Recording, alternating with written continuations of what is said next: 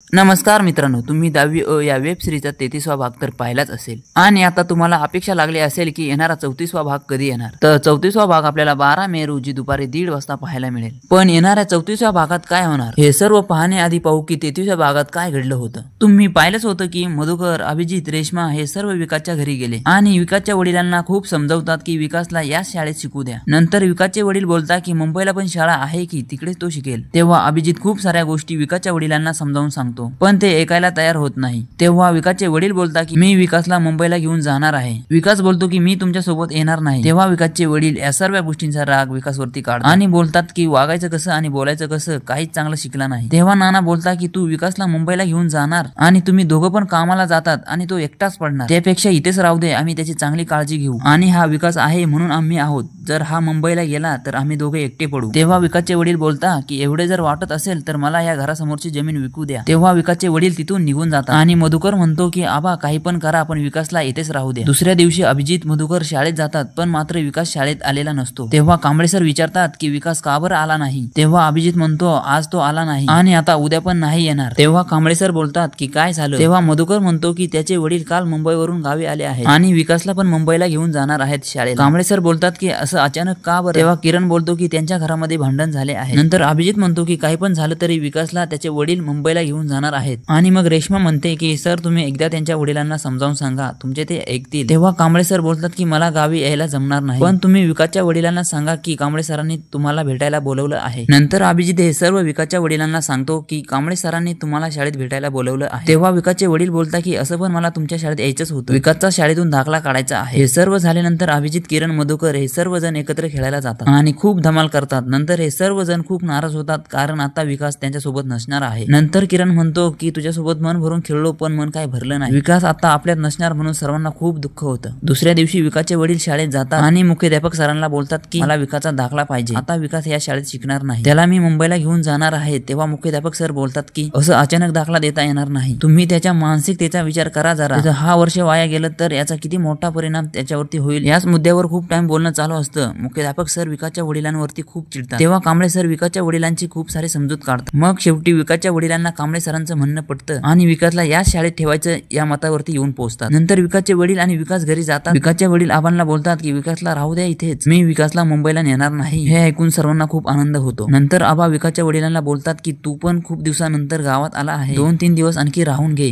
आणि हे सर्व काय घडलं 33व्या भागात आणि आता येणाऱ्या 34व्या भागात खूप काही गोष्टी आपल्याला पाहायला मिळणार आहे। कदाचित येणाऱ्या 34व्या भागात आपल्याला विकासची आई पण पाहायला मिळेल। आणि जर हा व्हिडिओ तुम्हाला आवडला असेल तर व्हिडिओला लाईक आणि चॅनलला सबस्क्राईब करायला विसरू नका।